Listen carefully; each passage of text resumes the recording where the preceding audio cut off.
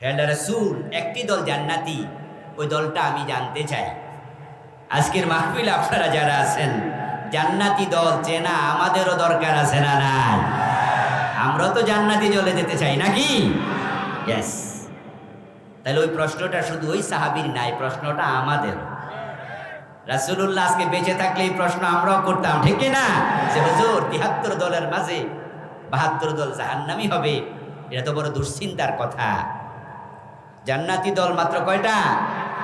আরে আমার উপায় কি হুজুর? আমিও চিনতে চাই, কারণ আমিও তো জান্নাতে যেতে চাই।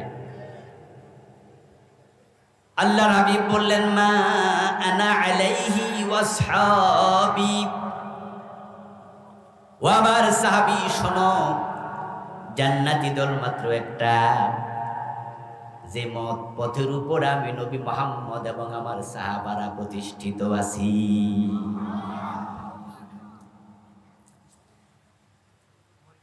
বলেছে মা আনা আলাইহি, যার উপরে আমি নবী মুহাম্মদ আছি, ওয়াসহাবি, এবং যে মত পথের উপরে আমার সাহাবারাও আছে। যদি তুমি সেই মত ওই পথের উপরে প্রতিষ্ঠিত থাকতে পারো, তুমি হব জান্নাতি।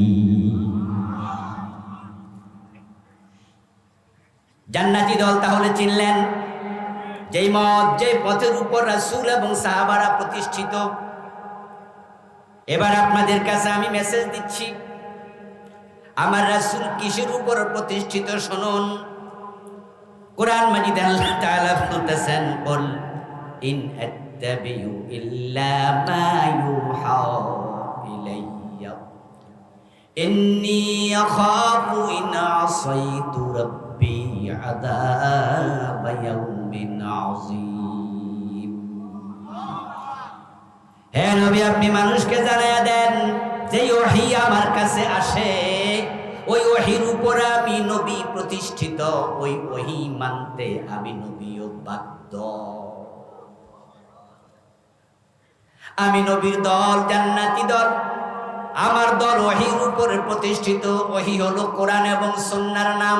কোরআনের নাম ওহীয়ে মাতলু, হাদিসের নাম ওহীয়ে গায়রে মাতলু। ইন্নাত্তাবিউ ইল্লা মা ইউহা ইলাইয়া, আমি সেই মত অনুসরণ করি, সেই পথ অনুসরণ করি যা আমার কাছে ওহী হিসাবে আসে। এর বাহিরে আমি নবী যাই না, যাওয়ার কোনো অনুমতি নাই। কেন যাই না শোনো, ইন্নী আখাফু ইন আসাইতু রাব্বি আযাব ইয়াউমিন আযীম। যদি আমি আমার রবের কথার বাহিরে চলে যাই, কিয়ামতের কঠিন ময়দানে আযাবের ভয় আমারও আছে। আল্লাহ বলছেন, হুয়াল্লাযী আরসালা রাসূলাহু বিল হুদা ওয়া দীনিল হক, তিনি সে মহান সত্তা আল্লাহ, যিনি তার রাসূলকে পাঠিয়েছেন কোরআন এবং দ্বীনে হক, ইসলাম দিয়ে। লিইয়ুযহিরাহু আলাদ দীনি কুল্লিহি, কোরআন এবং ইসলাম নিয়ে নবীকে পাঠিয়েছেন, ইসলাম নিয়ে নবী এসেছেন। উদ্দেশ্য হলো মানুষের মন গড়া যত মতবাদ আছে, মত আছে, পথ আছে, দুনিয়ায় প্রতিষ্ঠিত বাতিল ধর্ম আছে, মানুষের বানানো তন্ত্র আছে, মন্ত্র আছে, আইন আছে, সবগুলোর উপরে নবী ইসলাম বিজয় করে দেবেন। ওয়ালাউ কারিহাল মুশরিকুন, আর ইসলাম বিজয়ী হওয়া যারা মুশরিক তারা কখনো সহ্য করবে না। এটা তাদের কাছে যদিও অপছন্দনীয়। প্রিয় ভাইয়ের, এই দুটি আয়াতে কারিমা থেকেই ইনশাআল্লাহ কিছু কথা বলবো। আল্লাহ তাআলা পবিত্র কোরআন মাজিদে প্রিয় নবী মুহাম্মদ সাল্লাল্লাহু আলাইহি ওয়াসাল্লামকে পৃথিবীতে কি উদ্দেশ্যে পাঠিয়েছেন, তিনি 3টি সূরাতে এই আলোচনা করেছেন। সূরা সাফ আয়াত নাম্বার 9, সূরাতুল ফাতহ আয়াত নাম্বার 28, সূরাতুত তাওবা আয়াত নাম্বার 33। আয়াত যদিও 3টি, সূরা যদিও 3টি, মেসেজ হলো মাত্র একটি। 3 আয়াতে একই কথাই বারবার বলেছেন যে আমি আমার নবীকে পৃথিবীতে আমার দ্বীনের বিজয় করার জন্য পাঠিয়েছি। প্রিয় নবী সাল্লাল্লাহু আলাইহি ওয়াসাল্লামের জীবনের উদ্দেশ্য সম্পর্কে উম্মতের জানা প্রয়োজন আছে না নাই? প্রয়োজন আছে। রাসূল কেন এসেছেন, মূল উদ্দেশ্য কি, এটা আমাদের জানা দরকার আছে না নাই? কেন জানবো? মানার জন্য। রাসূলকে মানা, অনুসরণ করা আমাদের জন্য নফল না ফরজ? ফরজে কিফায়া না ফরজে আইন? নবীকে অনুসরণ না করে উম্মত হওয়া যায় না। আর যে ব্যক্তি রাসূলের উম্মত হতে পারেনি সে জান্নাত পাওয়ার কোনো সম্ভাবনাই নাই। আল্লাহর নবী মুহাম্মদ সাল্লাল্লাহু আলাইহি ওয়াসাল্লাম হলেন আমাদের জন্য আইডল। তিনি আমাদের জন্য একমাত্র আদর্শ, তিনি উসওয়া, তিনি কুদওয়া, তিনি ইমাম, তিনি হলেন আমাদের একমাত্র মডেল। তাই আমাদের পুরা জীবন রাসূলের আদর্শে সাজানো আমাদের জন্য আবশ্যক। রাসূলের মতো বলা, রাসূলের মতো চলা, রাসূলের মতো কাজ করা, রাসূলের মতো জীবন সাজানো, তাকে অনুসরণ করে জীবন চলা আমাদের জন্য ফরজ করে দিয়েছেন কে? রাসূল সাল্লাল্লাহু আলাইহি ওয়াসাল্লামকে অনুসরণ না করে উম্মত হওয়া যাবে না। আর রাসূলুল্লাহ সাল্লাল্লাহু আলাইহি ওয়াসাল্লামকে অনুসরণ না করে যে উম্মতের দাবি করবে সে হলো ভুয়া উম্মত, 2 নাম্বার উম্মত। তাকে আসল উম্মত বলার কোনো সুযোগ নেই। 71 বয়স ছিল 5 বছর, অথচ মুক্তিযোদ্ধা সার্টিফিকেট পাইয়া গেছে। এমন 2 নাম্বার ভুয়া মুক্তিযোদ্ধা বাংলাদেশে আছে না নাই? 71 মায়ের পেটে ছিল, হেও নাকি মুক্তিযোদ্ধা। আমার প্রিয় ভাইরা, এই জাতীয় ভুয়া মুক্তিযোদ্ধারা যখন ধরা পড়ে তখন জাতির সামনে ইজ্জত বাড়ে না কমে? মুক্তিযোদ্ধাদের যে ভাতা তারা নিয়েছে ভুয়া সার্টিফিকেট দিয়ে, রাষ্ট্র যদি ধরে এই ভাতা ফিরিয়ে দিতে তারা বাধ্য থাকবে। শুধু ভাতায় ফিরিয়ে নেবে না, এই অপরাধজনিত কারণে রাষ্ট্র যদি চায় শাস্তি দিতে, রাষ্ট্র শাস্তি দেওয়ার অধিকার এই ভুয়া মুক্তিযোদ্ধাদেরকে রাষ্ট্রের আছে না নাই? ঠিক একইভাবে হাসরের ময়দানে রাসূলুল্লাহকে অনুসরণ করে নাই কিন্তু উম্মতের দাবি করবে। জিজ্ঞাসা করলে বলে আমি মুসলিম, আমি মুমিন, আমার নবী মুহাম্মদুর রাসূলুল্লাহ সাল্লাল্লাহু আলাইহি ওয়াসাল্লাম। অথচ 5 ওয়াক্ত নামাজের 1 ওয়াক্ত পড়ে না এমন মুসলমানের সন্তান বগুড়াতেও আছে না নাই? মদ পান করে, বিড়ি টানে, দাড়ি কামায়, টাকনুর নিচে কাপড় পরে, সুদি লেনদেন করে, ইসলামের পক্ষে তো কথা বলেই না। আমরা যারা ইসলামের পক্ষে কথা বলি আমাদেরকে উল্টা রাজাকার বলে গালি দেয়, শুধু ইসলামের কথা বলার কারণে। এই লোকগুলাকেও জিজ্ঞাসা করলে তারাও বলে আমরা মুসলিম, আমরা নবী মুহাম্মদের উম্মত। তো ভুয়া মুক্তিযোদ্ধা সার্টিফিকেট যদি ধরা খায়, যাচাইয়ের পরে বেজ্জতি হওয়া লাগে, ভাতা ফিরিয়ে দেয়া লাগে, শাস্তির মুখোমুখি হওয়া লাগে। এবার যারা কিয়ামতের দিন ধরা খাবে, রাসূলকে অনুসরণ করে জীবন কাটায় নাই, তারা ভুয়া উম্মতের দাবিদার হিসাবে আখিরাতে আল্লাহর শাস্তির মুখোমুখি হওয়ার সম্ভাবনা আছে না নাই? আমরা আল্লাহর শাস্তির মুখোমুখি হতে চাই না, অথচ উম্মতের দাবিদার। কিন্তু রাসূলকে অনুসরণ করে জীবন চালায় না, এমন মানুষের সংখ্যাই জমিনে বেশি। আমি বলার আগে আপনারা বললেন বেশি শব্দটা, এতে বোঝা যায় যে আমরা এই বিষয়ে একমত। প্রিয় নবীজি ওইটাই বলেছেন, আমার উম্মত হবে ৭৩ দল, জান্নাতি হবে কয় দল? মাত্র এক দল। রাসূলের উম্মত ৭৩ দল। রাসূলের উম্মত বলতে কি হিন্দু বৌদ্ধ বোঝানো হয়? তারা মুসলমান, তারা মুসলিম দাবিদার। قال النبي صلى الله عليه وسلم تفترق أمتي على 73 ملة كلهم في النار إلا واحدة। প্রিয় নবীজি বলেছেন আমার উম্মতগুলো ৭৩ ভাগে বিভক্ত হয়ে যাবে, প্রত্যেকটা ভাগ জাহান্নামী, সবগুলো দল হবে জাহান্নামী, ইল্লা ওয়াহিদা, জান্নাতি হবে মাত্র এক দল। আমার প্রিয় ভাইয়েরা, এই কথা শোনার সাথে সাথে কোন একজন সাহাবী দাঁড়িয়ে গেলেন, জিজ্ঞাসা করলেন, ইয়া রাসূলুল্লাহি ওয়া মাহি, হুজুর আমরা তো উম্মতের দাবি করছি, এখন উম্মতের মাঝে যদি ৭৩ দলের মাঝে ৭২ দল জাহান্নামী হয়, তাহলে তো আমার টেনশন বেড়ে গেল। জান্নাতি হবে মাত্র এক দল। ওয়ামাহি, ও প্রিয় রাসূল, সে জান্নাতি দল আমরা জানতে চাই কোনটা হবে?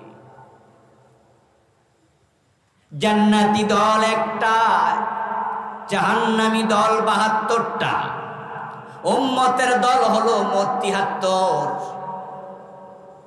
এখন যারা মসজিদের ইমাম আছে কয় আমি কোনো দল করি না, বিশ্বায় বয়া মুরিদ বানায় বলে আমি কোনো দল করি না, বিভিন্ন মাদ্রাসার হুজুর আছে, মুহতামিম আছে, প্রিন্সিপাল আছে, বলে আমি কোনো দল করি না। অনেক বড় আলেম এলাকায় পরিচিত লোকেরাও জানে উনি কোনো দলমল করে না।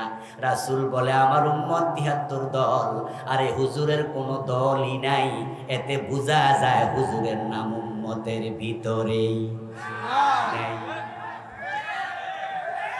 কি মুসিবত আছে না নাই? এটা মুসিবত আছে, কিন্তু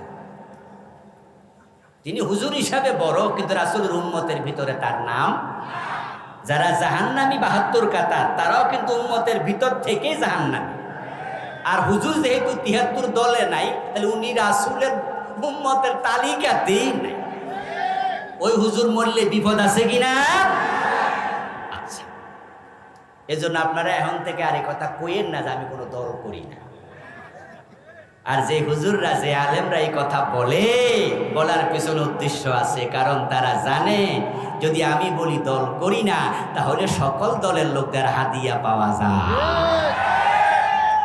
ক্ষমতা যারাই আসে তারাই কয় হুজুর যেহেতু কোনো দল করে না, তাহলে এই হুজুর আপাতত আমাদের জন্য কোনো সমস্যা না। তাই নির্দলীয় হুজুরদের বিরুদ্ধে কোনো মামলা হয় না, ওরা জেলে যাওয়া লাগে না। যে হুজুর দল করে না সে হুজুরের মুরিদের কমতি হয় না। যারা ইসলামী দলে থাকে, রাসূলের দলে থাকে, তারা বাড়িতে ঘুমাতে পারে না।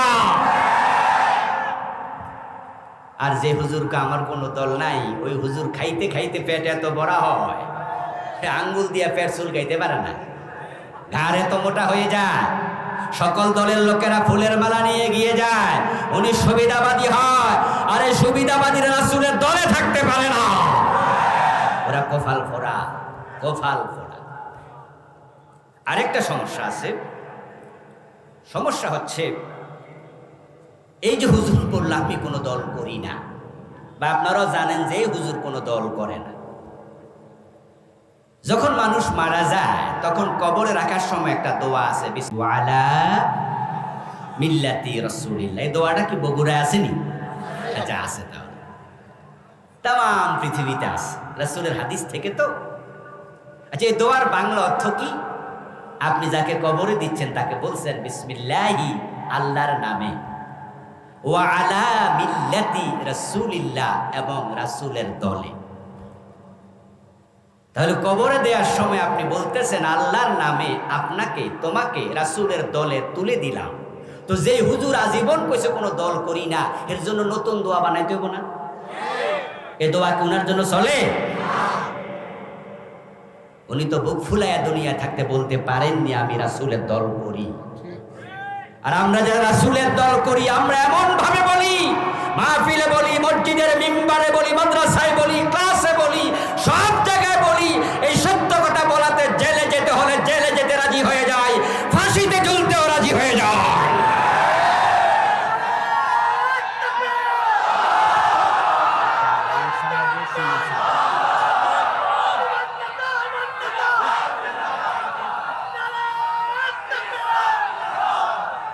আমার প্রিয় ভাইরা, সাহাবী দাঁড়িয়ে গেলেন, ইয়া রাসূলুল্লাহ ওয়া মাহি, হে রাসূল, একটি দল জান্নাতি, ওই দলটা আমি জানতে চাই। আজকের মাহফিল আপনারা যারা আছেন, জান্নাতি দল চেনা আমাদেরও দরকার আছে না নাই? আমরা তো জান্নাতি চলে যেতে চাই নাকি? ইয়েস। তাহলে ওই প্রশ্নটা শুধু ওই সাহাবীর নাই, প্রশ্নটা আমাদের। রাসূলুল্লাহ আজকে বেঁচে থাকলে এই প্রশ্ন আমরাও করতাম, ঠিক না?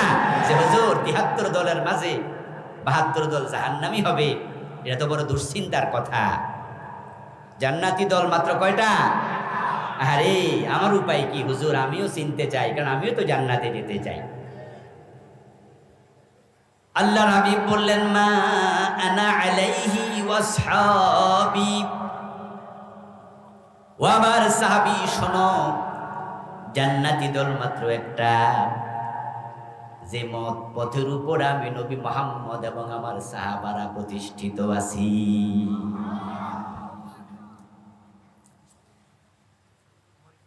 বলেছে মা আনা আলাইহি, যার উপরে আমি নবী মুহাম্মদ আছি, ওয়াসহাবি, এবং যে মত পথের উপর আমার সাহাবারাও আছে। যদি তুমি সেই মত ওই পথের উপরে প্রতিষ্ঠিত থাকতে পারো, তুমি হব জান্নাতি।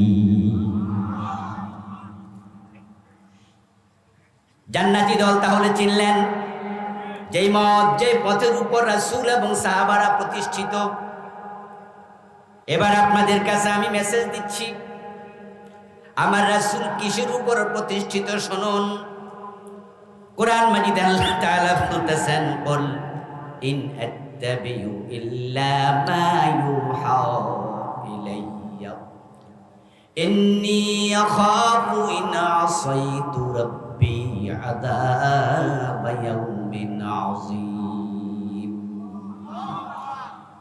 হে নবী, আপনি মানুষকে জানায়া দেন, যে ওহী আমার কাছে আসে, ওই ওহীর উপর আমি নবী প্রতিষ্ঠিত, ওই ওহী মানতে আমি নবীও বাধ্য। আমি নবীর দল জান্নাতি দল, আমার দল ওহীর উপরে প্রতিষ্ঠিত। ওহী হলো কোরআন এবং সুন্নাহর নাম। কোরআনের নাম ওহীয়ে মাতলু, হাদিসের নাম ওহীয়ে গায়রে মাতলু।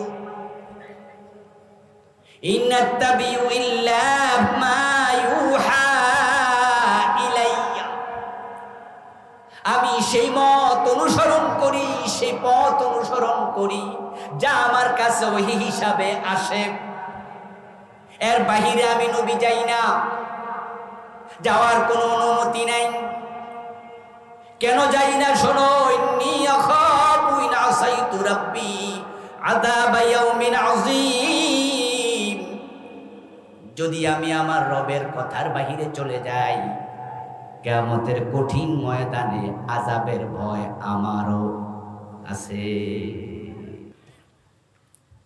এই জন্য আমার দল কোরআন সুন্নাহর উপরে, ওহীর উপরে প্রতিষ্ঠিত। যেই হাদিস রাসূল শোনায়, ওই হাদিসগুলো রাসূল বানায়া বলে না, সেটা ওহী। রাসূল বানিয়ে কোনো কথা বলেন, মা ইয়ানতিকু আনিল হাওয়া ইন হুয়া ইল্লা ওয়াহয়ুন ইউহা। তাই তো রাসূলুল্লাহ সাল্লাল্লাহু আলাইহি ওয়াসাল্লামের কাছে মহিলা চোর ধরা পড়ার পরে প্রস্তাব দেয়া হয়েছিল, ইয়া রাসূলুল্লাহ, এই মহিলার হাত না কেটে অন্য কোনো শাস্তি দেয়া যায় কিনা। হযরত উসামা বিন যায়েদ রাদিয়াল্লাহু তাআলা আনহুমার এই প্রস্তাবের পর প্রিয় নবীর চেহারা লাল হয়ে গেল। তিনি দাঁড়ায় একটি খুতবা দিলেন, ছোট্ট ভাষণ দিলেন। সাহাবাদেরকে ডেকে ওই ভাষণে প্রিয় নবীজি বললেন, লাওয়ান্না ফাতিমাতা বিনতা মুহাম্মাদিন সারাকাত ইন্না মুহাম্মাদান লা ইয়াকতাউ ইয়াদাহা। ও আমার সাহাবারা শোনো, এই মহিলা নয়, যদি মুহাম্মাদের মেয়ে ফাতেমা চুরি করে, আমি নবী মুহাম্মদ ফাতেমার হাতটাও কেটেই দেব, কারণ চোর ধরে হাত কাটা এই বিধান দিয়েছেন কে? মান আলাইহি ওয়াসহাবি, জান্নাতি দল সেই দল যেই দল ওহীর উপরে প্রতিষ্ঠিত থাকে। নবী মুহাম্মদ ওহীর উপরে কত শক্তভাবে প্রতিষ্ঠিত। তিনি বলছেন, আমার মেয়ে ফাতেমা চুরি করলে তাকে রেহাই দেওয়ার অনুমতি নেই। এবার আপনাদের কাছে আমার প্রশ্ন, যে নবী আমাদের আদর্শ, নবী মুহাম্মদ ছাড়া আর কোন আদর্শ আছে? অন্য কোন মানুষকে আদর্শ মানা যাবে? This is Islam, this is Islam. Concept clear করতে হবে। বিভিন্ন জায়গায় ব্যানার দেখা যায়, ফেস্টুন দেখা যায়, লেখা থাকে অমুকের আদর্শের সৈনিক। বিশেষ করে যুবকেরা এগুলো লেখে, এবং বিগত 15টি বছর টেলিভিশনের মাঝে হাজার হাজার না লক্ষ লক্ষ বার প্রচার করা হয়েছে, অমুকের আদর্শের আলোকে বাংলাদেশ তৈরি করা হবে। ইভেন স্কুলগুলোতে যখন পিটি করা হতো, অ্যাসেম্বলি হতো, ওই অ্যাসেম্বলিতে পর্যন্ত এইভাবে দুই হাত সামনে নিয়ে ছোট ছোট বাচ্চাদেরকে শেখানো হয়েছে। তারা বলেছে অমুকের আদর্শের আলোকে বাংলাদেশ তৈরি করা হবে। আমরা দ্ব্যর্থহীন ভাবে বলছি, আমরা মুসলমান, আমরা নবী মুহাম্মদ ছাড়া কাউকে আদর্শ মানি না, মানতে পারি না।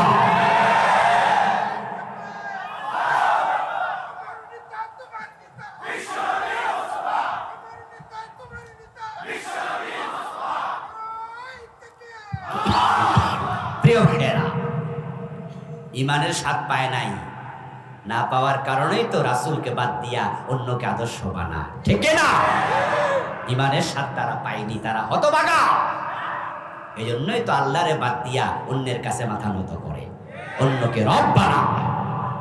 ইমানের স্বাদ তারা পায়নি, না পাওয়ার কারণেই তো ইসলামের মতো জীবন ব্যবস্থা থাকতে, কোরআন থাকতে তারা সংবিধান লেখে, গণতন্ত্র দিয়া মানুষকে জমিনের মালিক বানায়া তারা ধর্ম নিরপেক্ষতা দিয়ে দেশ চালায়।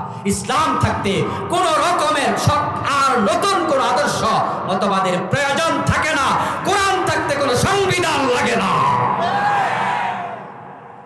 ইমানের স্বাদ তারা পায়নি, আর যারা পেয়েছে, প্রিয় নবীজি বলেছেন, লা কাতআমাল ঈমান মান রাদিয়া বিল্লাহি রাব্বান ওয়া বিল ইসলামি দীনা ওয়া বিমুহাম্মাদিন নাবিয়্যান ওয়া রাসূলা। প্রিয় নবী সাল্লাল্লাহু আলাইহি সাল্লাম বলেন, সেই ঈমানের স্বাদ পেয়েছে যে আল্লাহকে রব হিসাবে পেয়ে খুশি। মান রাদিয়া, সে খুশি, সন্তুষ্ট। আমার আল্লাহ থাকতে আর কোনো রব লাগে না। আল্লাহর কাছে মাথা নত যে করে, দুনিয়ার কারো কাছে আর মাথা নত করে না। কল্লা দিতে রাজি হয়, কল্লা নোয়াতে রাজি হয় না। আমরা দেখেছি আমাদের নেতাদেরকে ফাঁসি দেওয়ার আগে তারা প্রস্তাব দিয়েছে, সাদা কাগজ পাঠাইছে, আপনারা মার্সি পিটিশন করুন, প্রেসিডেন্টের কাছে জীবন ভিক্ষা চান। আমাদের নেতারা জবাব দিয়েছে, জীবনের মালিক যিনি, ভিক্ষা চাইলে শুধু তার কাছে চাওয়া হবে, কোন তন্ত্র মন্ত্রওয়ালার কাছে, কোন দেশের নেতার কাছে আমরা জীবন ভিক্ষা চাই না। রব পেয়ে খুশি, ইসলাম পেয়ে খুশি, রাসূলকে আদর্শ হিসাবে পেয়ে খুশি।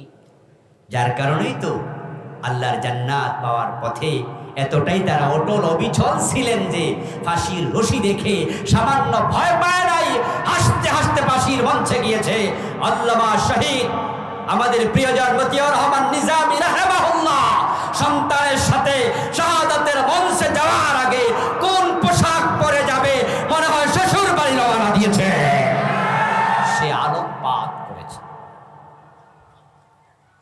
শহীদ মীর কাসেম আলী রাহেমাহুল্লাহ শাহাদাতের আগে জেলের কারারক্ষীকে বললেন যে আমার হাতে তো ঘন্টা দেড়েক সময় আছে, তাহলে আমার 1 ঘন্টা পরে আইসা ডাইকেন, আমি ঘন্টা খানেক মদিনায় আসো তাড়াতাড়ি। আমর ইবনুল আস রাদিয়াল্লাহু তাআলা আনহু মদিনায় আসলেন। হযরত ওমর প্রশ্ন করলেন, আমর, রাসূলের ইসলাম তো হলো প্রকাশ্যে হক কায়েম করা। কোরআনে সূরা নূর আল্লাহ তাআলা আমাদের শিখিয়েছেন, ওয়ালিয়াশহাদ আযাবাহুমা তায়েফাতুম মিনাল মুমিনিন। যখন জেনাকারী নারী পুরুষকে 100 বেত দিবা, তখন বেত্রাঘাতের সময় একদল মুসলমানকে সেখানে হাজির রাখবা, তারা যেন দেখে কেমনে শাস্তি হয়। এতে করে লজিকটা কি? লজিক হলো যারা অন্যায় করছে তারা মাইরি খাইয়া ভবিষ্যতে অন্যায় করবে না, আর যারা দেখবে মাইরি দেখা অন্যায় করবে না। রাসূলের ইসলাম তো হলো প্রকাশ্যে শাস্তি দিতে হয়। তুমি ঘরের দরজা বন্ধ করে কেন পোলারে মারছো? কেন আবু শামাকে বেত্রাঘাত করেছো? জবাব দাও। আমর ইবনুল আস বলে, ও রাসূলুল্লাহর খলিফা আমিরুল মুমিনিন ওমর, আল্লাহর কসম, আমি আমার পুরা জীবনে যাদেরকে হদ কায়েম করেছি, কাউকে ঘরের দরজা বন্ধ করে হদ কায়েম করি নাই। আমি রাসূলের ইসলাম জানি। কিন্তু আপনার ছেলে আবু শামাকে যখন পিটানোর জন্য সাবু খাতে নিয়েছি, আপনার চেহারাটা আমার চোখে বেশি উঠেছে। ওমরের ছেলেরে মানুষের সামনে কেমনে পিটাই? ওমরের আত্মসম্মানে আঘাত লাগবে। আপনি তো রাষ্ট্রের খলিফা, আপনার মতো এই জাতীয় জলিল কদর সাহাবী, আপনার ছেলেরা মানুষের সামনে কেমনে আঘাত করি? আপনার চেহারা আমার চোখে ভেসে উঠছে, তাই ঘরের দরজা লাগাইছি। তবে আল্লাহর কসম আমি একটা বেত কম দেই নাই, 80টাই দিয়েছি। ওমর বলে, তোমার বিচার বাতিল, তোমার বিচার বাতিল। অপরাধীর কোনো পিতৃ পরিচয় থাকে না। ওমরের ছেলে আর অন্যের ছেলে ইসলামে কোনো তফাৎ নাই। আমার রাসূলের ইসলামে কোনো হেরফের চলবে না, আবার 80 বেত দিতে হবে।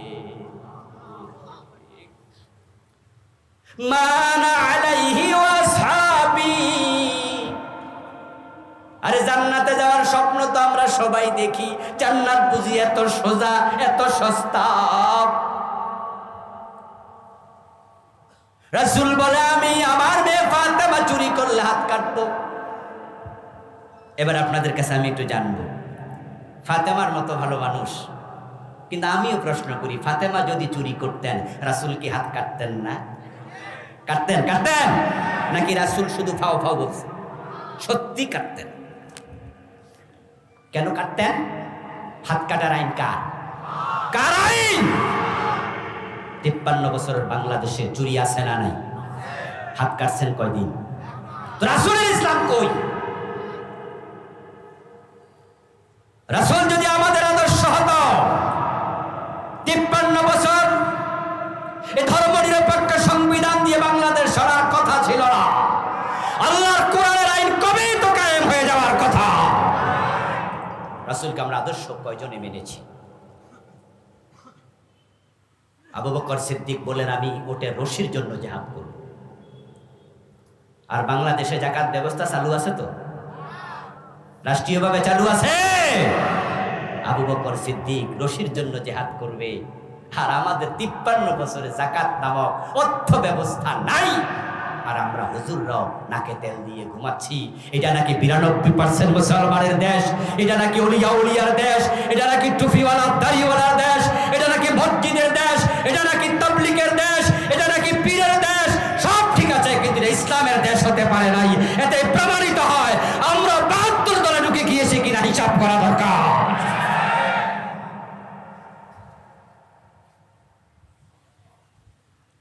আবার 80 বেত দেওয়া। আবু শাহমা দারুণ অসুস্থ হয়ে গেলেন। কোন কোন ঐতিহাসিক বলেন তিনি 15 দিন পরে ইন্তেকাল করেছেন, দ্বিতীয়বার শাস্তি দেয়ার। কোন কোন মুআররিখ বলেছেন যে না, তিনি 6 মাস পরে ইন্তেকাল করেছেন নতুন অসুস্থতায়। এর মাঝামাঝি কথা বলেছেন এমন তারিখবিদও আছেন।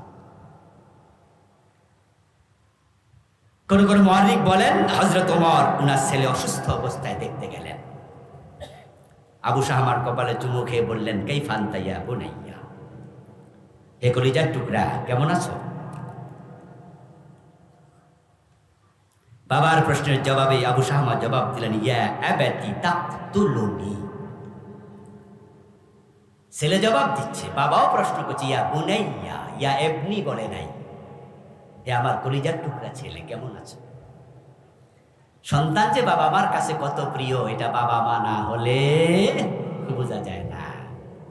আরে মশারি টানাইছে, বাবা মা বাচ্চা নিয়ে ঘুমায়, বাতি নিবানোর পরে যদি মশার আওয়াজ শোনা যায়, তখন বাবা তার বউরে কয়, এই তাড়াতাড়ি লাইট লাগাও, লাইট লাগাই মশারা মারো।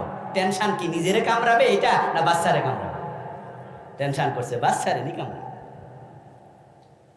নিজে না খায়া থাকে, বাচ্চাকে খাওয়ায়া দেয়। হযরত ওমর বললেন, ইয়া বুনাইয়া কাইফা আনতা, কেমন আছো? আবু শাহমা জবাব দিলেন, একই জবাব, একই শব্দ, ইয়া আবাতি তাকতুলুনি, হে আমার প্রিয় পিতা, আপনি তো আমার ডাবল শাস্তি দিয়া, আপনি তো মৃত্যুর মুখোমুখি করে দিলেন আমাকে। হযরত ওমর বলেন, ইযা লাকাইতা রাব্বাক ফাখবিরহু ইন্না উমারা কামানিল হাদ্দা। হযরত ওমর বলেন, আবু শাহমা কলিজার টুকরা ছেলে, যদি তুমি অসুস্থতায় মরে যাও, যখন আল্লাহর সাথে দেখা হয়ে যাবে, তুমি আল্লাহর কাছে জানাইয়া দিও, আমার বাবা আবু বকর নবীর বিধানের ব্যাপারে তুমি আল্লাহ তোমার বিধানের ব্যাপারে আমি ছেলেকেও ছাড় দেয় নাই, আমার উপরও তুমি যথাযথ হক কায়েম করেছে। মান আলাইহি ওয়াসহাবি, সাহাবারা দেখো দেশ চালাইছে কেমনে। আল্লাহর হাবিব দেশ চালাইলেন 10টা বছর। মদিনা নামক রাষ্ট্র, আপনাদের কাছে আমার জিজ্ঞাসা, দয়া করে জবাব দিয়েন, আল্লাহর হাবিব যখন 10 বছর মদিনা নামক রাষ্ট্র চালাইলেন, নিজের মন মতো চালাইলেন না কোরআনের আইন মতো? আল্লাহর হাবিবের ইন্তেকালের পরে আবু বকর, ওমর, ওসমান, আলী রাদিয়াল্লাহু তাআলা আনহুম 30 বছর দেশ চালালেন খলিফা হইয়া, তারা প্রশাসক হইয়া। আপনাদের কাছে আমি জানতে চাই, এই 30 বছর কি মন মতো চালাইছে নাকি কোরআন মতো? আল খিলাফাতু আলা মিনহাজিন নবুওয়া। জান্নাতে যেতে চাও, সাহাবাদের আদর্শ ধারণ করো, প্রিয় নবীর আদর্শ ধারণ করো, তাহলে জান্নাতি দলের সদস্য হতে পারবা। একদল জান্নাতি। এখন 53 বছরের বাংলাদেশ আপনি সেই কোরআন দিয়ে চালানোর জন্য কোনো ভূমিকা রাখেন নাই। এতেই প্রমাণ হয় জান্নাতীদের দলে নিজের নাম এখনো ঢুকাতে পারেননি। আপনারা যারা আছেন আজকের এই মাঠে, আচ্ছা দল করে না, কোনো দলে ভোট দেয় না, এমন লোক এখানে কয়জন আছেন? আচ্ছা আগামী নির্বাচন যখন হবে, এখানে ভোট দিতে কেন্দ্রে যাবে না, এমন লোক কয়জন পাবেন? হাতে গোনা 2-4 জন। আচ্ছা যদি ভোটের কেন্দ্রে নাও যায়, কিন্তু মেন্টালি সাপোর্ট করে, মানসিকভাবে কমপক্ষে চায় জমক দল পাস করুন, আমি ভোট না দিলে না দিলাম, আমার দেশের 100 জনের মাঝে প্রাপ্তবয়স্ক, পাগল এবং শিশু বাচ্চা ছাড়া 100 জনই কোনো না কোনো দলে মেন্টালি সাপোর্ট করে, আবার অনেকে কর্মী সমর্থক হইয়া কাজ করে। এখন আমার প্রশ্ন, আপনি যে দল করছেন, যে দলকে ভোট দিয়েছেন, টাকা দিচ্ছেন, সাপোর্ট করছেন, তারা ক্ষমতায় গেলে কোরআন দিয়ে দেশ চালাবে কিনা? উত্তর যদি না হয়, তাহলে আপনিও জাহান্নামীদের দলে আছেন। কথা সোজা, কথা সোজা। আর উত্তর যদি হয় হ্যাঁ, যে হুজুর আমি যে দল করি, যে দলে ভোট দেই, যে দলে আমি সহযোগিতা করি, আমার দেওয়া দল বলেছে তারা ক্ষমতায় গেলে কোরআন, তখন লোকেরা খুশি হয়, বিশেষ করে মাহফিলে, কারণ তারা মনে মনে ভাবে রাসূলকে অনুসরণ করে তো মসজিদে ডান পা দিয়া ঢুকি, বাম পা দিয়া বের হই, রাসূলকে অনুসরণ করার কারণে তো মুখে দাড়ি, মাথায় টুপি, রাসূলকে অনুসরণ করার কারণে তো বুকের নিচে হাত, বুকের নিচে, বুকের উপর, নাভির নিচে হাত বাঁধি, রাসূলকে অনুসরণ করার কারণে তো মাহফিলে এসে মাটির মাঝে বসে আছি, কোরআনের কথা শুনি, তাহলে জান্নাতি দলে তো আমিও আছি, রাসূলের সাথে জান্নাতে যাওয়ার সুযোগ আমারও আছে। আত্মবিশ্বাস তৈরি হয়, এটা ভালো, এটা ভালো, কারণ রাসূলকে যারা অনুসরণ করবে, রাসূল নিজে বলেছেন তারা জান্নাতে আমার সাথে যাবে। قال النبي صلى الله عليه وسلم من أحب سنتي فقد أحبني ومن أحبني كان معي في الجنة। প্রিয় নবীজি সাল্লাল্লাহু আলাইহি ওয়াসাল্লাম বলেন, যে আমি নবীর সুন্নাতকে ভালোবাসে সে আমি নবীকেই ভালোবাসে, আর যে আমার সুন্নাহকে ভালোবেসে আমি নবী মুহাম্মাদের ভালোবাসার প্রমাণ দিতে পারবে সে জান্নাতে আমার সাথে ঢুকবে। এটা ভালো বোধ, কিন্তু একটু ঝামেলা আমরা পাকাইছি, সেটা একটু পরে বলতেছি। প্রিয় নবীর আরেকটা হাদিস শুনুন। قال النبي صلى الله عليه وسلم كل امتي يدخلون الجنه। প্রিয় হাবিব বলছেন আমার সব উম্মত জান্নাতি হবে, আমার সব উম্মত জান্নাতি, ইল্লা মান আবা, তবে যারা অস্বীকারী উম্মত তারা জান্নাত পাবে না। এই কথা বলার সাথে সাথে একজন সাহাবী দাঁড়ালেন, কিলা মান ইয়া রাসূলুল্লাহ, দাঁড়িয়ে প্রশ্ন করলেন, হে আল্লাহর নবী, উম্মত জান্নাতি বুঝলাম, কিন্তু উম্মত আবার অস্বীকারী এটা তো বুঝলাম না। কোন উম্মত অস্বীকারী? যার কপালে জান্নাত নাই।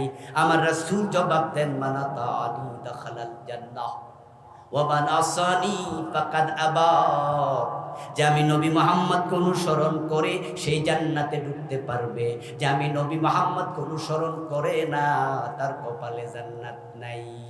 এই হাদিসগুলো দিয়া প্রমাণ হয় জান্নাতে যেতে হলে নবীর অনুসরণের বিকল্প নাই।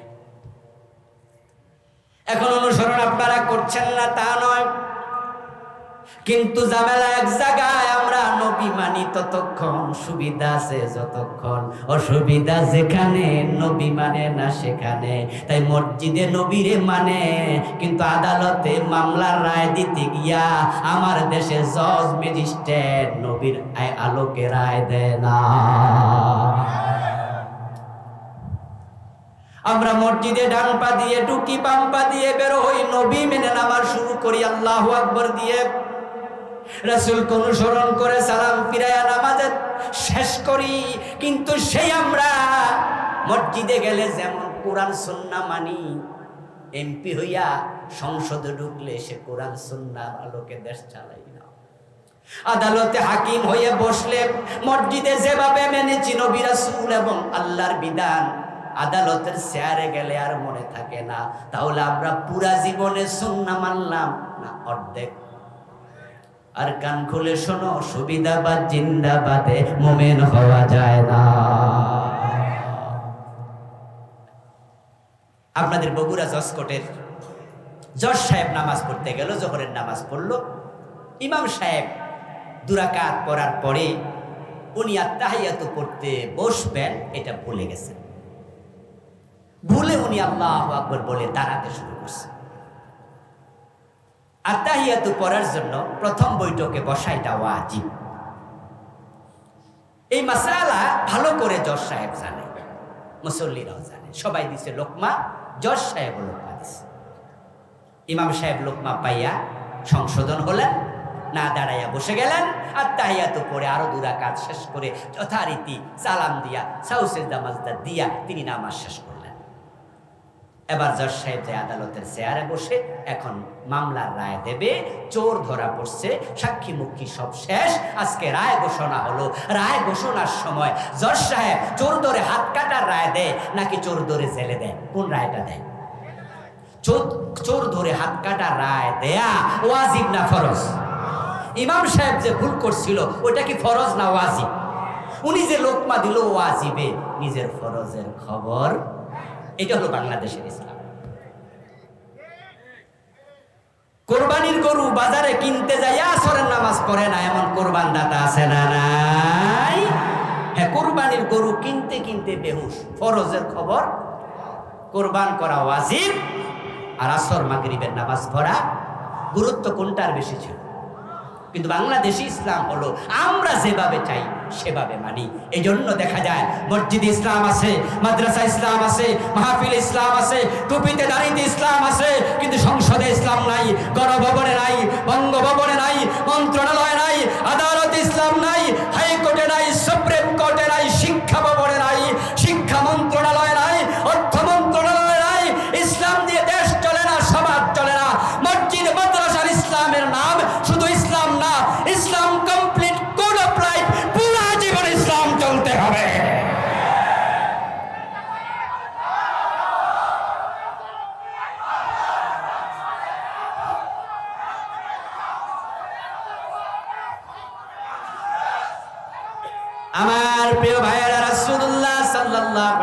সাল্লাম মসজিদের ইমাম ছিলেন, রাষ্ট্রের নেতা ছিলেন। উনি মসজিদ চালাইছে যে আল্লাহর আইনে, রাষ্ট্র চালাইছে সে আল্লাহর আইনে। 53 বছর বাংলাদেশ মসজিদ চলে আল্লাহর আইনে, এটা ঠিক, কিন্তু সমাজ চলে ডক্টর কামাল মিয়ার লিখিত সংবিধানের আইনে। আমাদের দেশের সংবিধান আমাদেরকে মুশরিক বানায় ছেড়ে দিচ্ছে।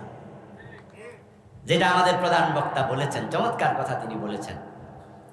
আমাদের দেশের সংবিধানে আছে জনগণ রাষ্ট্রের মালিক, সভরেন্টি, ল অফ সভরেন্টি, রাষ্ট্রের মালিকানা জনগণের। অথচ আপনি কোরআন যখন পড়বেন বারবার পাবেন লিল্লাহি মা ফিস সামাওয়াতি ওয়া মা ফিল আরদ, আকাশ জমিনে যা আছে সবটার মালিক কে? ওয়ালাহু মা ফিস সামাওয়াতি ওয়া মা ফিল আরদ লিল্লাহি মিরাসুস সামাওয়াতি ওয়াল আরদ আলা লাহুল খালকু ওয়াল আমর। জনগণের মালিকানা নাই। আরে ভাই, আপনি কিসের মালিক? আপনার যে 3.5 হাত দেহ, এটার মালিক আপনি? আচ্ছা, মানুষের দেহের অঙ্গ প্রত্যঙ্গ সে চাইলে কি বিক্রি করতে পারে? শরীয়ত কি বলে? আপনি চাইলে আপনার চোখ বেচতে পারবেন? রক্ত বেচা হারাম, রক্ত দান করা যায়, এটা তৈরি হয় কারণে, কিন্তু বিক্রি করা নিষেধ। আপনি চোখ হাত বেচবেন, কেমনে বেচবেন? চোখের মালিক আপনি। তো যেখানে আপনি নিজের মালিকই আপনি না, আর আপনি নাকি পুরা দেশের মালিক। এজন্যই তো আমাদের নেতারা যখন মাইক হাতে পায় নির্বাচনের আগে, তখন তারাও বলে জনগণ সকল ক্ষমতার উৎস। আল্লাহর কোরআনের সাথে পুরা সাংঘর্ষিক কথা সংবিধানে ঢুকাইয়া 53 বছর ধরে তারা দেশ চালাচ্ছে। এ বস্তা পচা জঘন্য সংবিধান দিয়ে আল্লাহর কোরআন বলছে জনগণ সকল ক্ষমতার উৎস নয়, বরং সকল ক্ষমতার উৎস কে? আন্নাল কুওয়াতা লিল্লাহি জামিআ কুলিল্লাহুম্মা মালিকাল মুলক। আমার প্রিয় ভাই, আলহামদুলিল্লাহ, দীর্ঘ 53 বছর পরে আল্লাহ আমাদেরকে আবার সুযোগ দিয়েছেন। 5ই আগস্টের বিপ্লবের পর এমন সুযোগ বাংলার মুসলমানের হাতে আল্লাহ তুলে দিয়েছেন। এই সুযোগ এই 53-52 বছরে আর আসে নাই। 71 দেশ স্বাধীন হলো, 72-তে সংবিধান লেখা হলো। এই সংবিধানের ধর্মনিরপেক্ষতা ঢুকাইয়া শেষ করে দিয়েছে, ঈমান ইসলামকে শেষ করে দিয়েছে। কোন সরকার বিগত 52 বছরে এই সংবিধানকে পরিপূর্ণ পরিবর্তন করার উদ্যোগ নেয়নি, সাহস করেনি, সুযোগ ছিল না। কিন্তু আগস্ট বিপ্লবের পরে এমন সুযোগ আল্লাহ আমাদের হাতে এবার তুলে দিয়েছেন। অন্তর্বর্তীকালীন এই সরকারকে যদি আমরা বাধ্য করতে পারি আর সরকার গণভোটের ব্যবস্থা করে দেয়, মানুষ পক্ষে থাকে, এই পুরো সংবিধান পরিবর্তন করার সুযোগ এবার এসে গেছে। আমরা যদি চাই, সরাসরি আল্লাহর কোরআনকে সংবিধান ঘোষণা করা যাবে।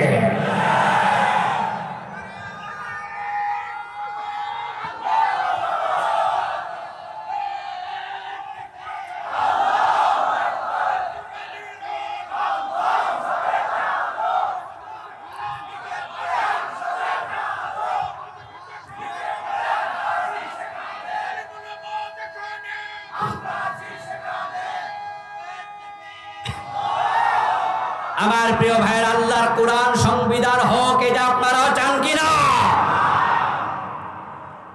প্রিয় নবী মুহাম্মদ সাল্লাল্লাহু আলাইহি ওয়াসাল্লাম যে কোরআনকে সংবিধান হিসাবে গ্রহণ করে জাহিলিয়াত দূর করেছে, আজকে নব্য জাহিলিয়াত, আধুনিক জাহিলিয়াত দূর করার ক্ষমতা আল্লাহর কোরআনের আছে না নাই? আমরা দেখেছি জাহিলিয়াতের যুগে মারামারি, হানাহানি, লুটতরাজ, খুন, অপহরণ, ধর্ষণ, যেটা আমরা গত 15 বছরও দেখেছি। স্বামীর হাত থেকে স্ত্রীকে নিয়ে সিলেটে 8 জন গণধর্ষণ করেছে। সিলেটের এমসি কলেজের কথা মনে আছে না নাই? স্বামীকে বেঁধে রেখে হায়নাত দল মাগরিবের পর গণধর্ষণ করেছে। কক্সবাজারে গণধর্ষণ করেছে। আমাদের নোয়াখালীতে ঘরে ঢুকে দর্শন করে বোনকে হত্যা করেছে। খুন রাহাজারি চিন্তায় নব্য জাহেলিয়াত, প্রিয় নবীজির কোরআনের মাধ্যমে সে জাহেলিয়াত দূর করে আল্লাহর হাবিব ঘোষণা করেছেন শেষ দিকে এসে খায়রুল কুরুনি কারনি। এখন আর জাহেলিয়াত নাই, আমার যুগ সর্বশ্রেষ্ঠ যুগ। এমন শান্তি এসেছে, এমন সমৃদ্ধি এসেছে। আল্লাহর হাবিব 10 বছর ক্ষমতায় ছিলেন, মদিনা ইসলামী রাষ্ট্র প্রতিষ্ঠিত করলেন। আবু বকর সিদ্দিক 2 বছর 3 মাস ক্ষমতায় ছিলেন। তারপর হযরত ওমর ক্ষমতা আসলো। মাত্র 12 বছরের ব্যবধানে অর্ধ পৃথিবীতে ইসলাম পৌঁছে গিয়েছিল। হযরত ওমরের সময় রোম এবং পারস্য বিজয় হয়েছিল। হযরত ওমর ইসলামী দুনিয়ায় অর্ধ পৃথিবীতে কোরআনের অনুশাসনের মাধ্যমে এমন শান্তি প্রতিষ্ঠিত করেছিলেন, অর্ধ পৃথিবীর শাসক গাছতলায় ঘুমিয়ে থাকত, বডিগার্ডের প্রয়োজন ছিল না। অর্ধ পৃথিবী করেছ শাসন, ধুলার তথ্যে বসে খেজুর পাতার প্রাসাদ তোমার বারে বারে গেছে খসে। মদিনা থেকে জেরুজালেম পর্যন্ত হযরত ওমর সফর করেছেন, সাথে ওটের রশি টানার জন্য মাত্র একজন ভৃত্য ছিল।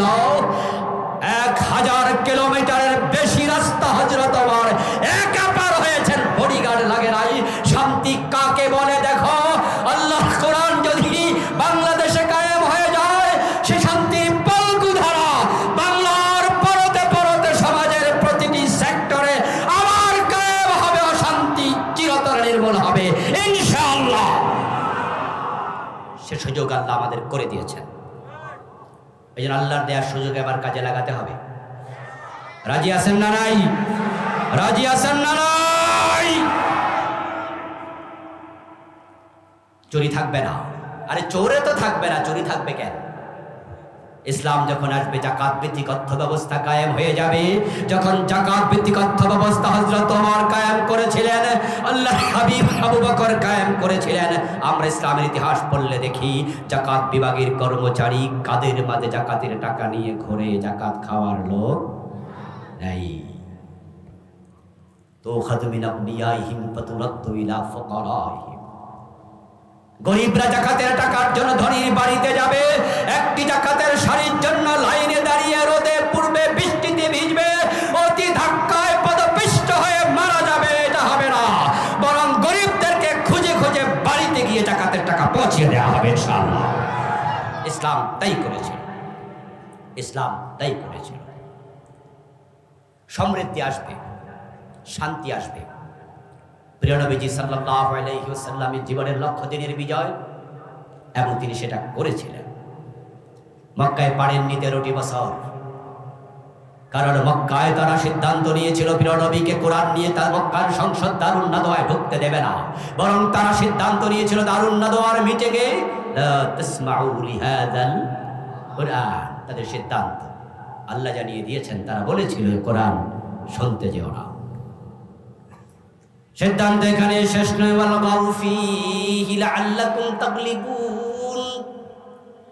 সিদ্ধান্তের দ্বিতীয় অংশ হলো কোরআন তো শুনতে যাবেই না, বরং কোরআনের তেলাওয়াত যেখানে হবে, আলোচনা যেখানে হবে, সেখানে গন্ডগোল বাঁধাইয়া দেবে। আবু জেহেলরা যে সিদ্ধান্ত নিয়েছিল, তাদের যে চরিত্র ছিল, গত 15 বছরে আমরা দেখেছি এই সরকার পতিত স্বৈরাচার, তাদের চরিত্রের সাথে আবু জেহেলদের বড় মিল পাওয়া যায়। এই মাঠেও কি খোলা ময়দানে এইভাবে আজকের মতো গত 15 বছরে তাফসীর মাহফিল করা গেছে? এই জাতীয় বক্তাদেরকে আনতে পারছেন? এই জাতীয় নেতারা কি মাঠে এইভাবে বসার কোনো পরিবেশ ছিল? বরং আমরা দেখেছি গত 15 বছরের তাফসীর মাহফিল, ওয়াজ মাহফিল যেখানে হতো, সেখানে অনুমতি ছাড়া হতে দিত না। বরং তারা কি করত? টিউনুর কাছে যাও, ডিসির কাছে যাও, ওসির কাছে যাও, এসপির কাছে যাও, নেতার কাছে যাও। এমন নেতাকে সভাপতি বানাতে হতো যে নেতা সূরা ফাতিহা বিশুদ্ধভাবে তেলাওয়াত করতে পারে না। কিন্তু আল্লাহর শুকরিয়া, এখন খোলা ময়দানে নিশ্চিন্তে কোরআনের কথা বলা যায়। আবু জেহেলরা যেভাবে পরাজিত হয়েছে, নতুন আবু জেহেলদেরকে আল্লাহ সেভাবে পরাজিত করে দিয়েছে।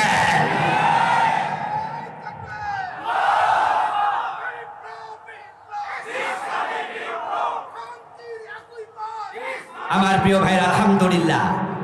প্রিয় নবী সাল্লাল্লাহু আলাইহি সাল্লাম মক্কা থেকে হিজরত করে মদিনায় গেলেন। যাওয়ার পথে দোয়া করলেন, ওয়াজআলনি মিন লাদুনকা সুলতানান নাসির, আল্লাহ তুমি সাহায্য করো রাষ্ট্র শক্তি দিয়ে। আল্লাহর নবী যদি রাষ্ট্র শক্তি দিয়ে ইসলামী রাষ্ট্রের জন্য আল্লাহর কাছে দোয়া করতে পারেন, বাংলাদেশ ইসলামী রাষ্ট্র কায়েমের জন্য আমাদেরও দোয়া করা দরকার আছে না নাই? দোয়া তো করেই না, বরং যারা ইসলামী রাষ্ট্র চায় ওরারে উল্টা বদদোয়া দেয়, ওরারে টিটকারি করে। হুজুর মানুষ আবার কিসের রাজনীতি, হুজুররা আবার কিসের ক্ষমতা, অথচ আমার নবী নিজে আল্লাহর কাছে ক্ষমতা চায়, এবং সেটা কোরআন মাজিদের আয়াত। ইসলামী রাষ্ট্র রাসূল মদিনায় প্রতিষ্ঠিত করলেন, জীবনের লক্ষ্য পূর্ণ করলেন। এখন রাসূলের সাথে জান্নাতে যেতে হলে রাসূলের জীবনের লক্ষ্য দ্বীনের বিজয়। আমাদের জীবনের লক্ষ্যটাকেও দ্বীনের বিজয় কেন্দ্রিক করা দরকার আছে না নাই? আল্লাহ তাআলা আমাদের সকলকে তার দ্বীন বিজয়ের জন্য প্রিয় নবীর জীবনের লক্ষ্যের সাথে জীবনের লক্ষ্য বানিয়ে বাংলার এই ভূখণ্ডে আল্লাহর কোরআনের রাজ প্রতিষ্ঠা করার জন্য হিম্মত নিয়ে, সাহস নিয়ে সামনে ভূমিকা রাখার তৌফিক দান করুন বলি আমিন। হাদা মা ইনদি ওয়াল ইলমু ইনদাল্লাহ আলাইহি তাওয়াক্কালতু ওয়া ইলাইহি উনীব। আল্লাহ হাফেজ।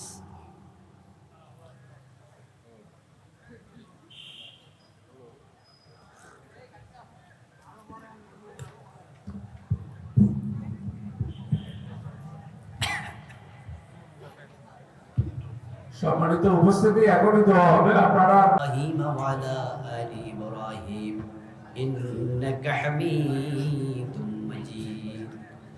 আলহামদুলিল্লাহি রাব্বিল আলামিন ওয়াসসালাতু ওয়াসসালামু আলা নাবিয়্যিনা মুহাম্মাদিন ওয়া আলিহি ওয়া আসহাবিহি আজমাইন।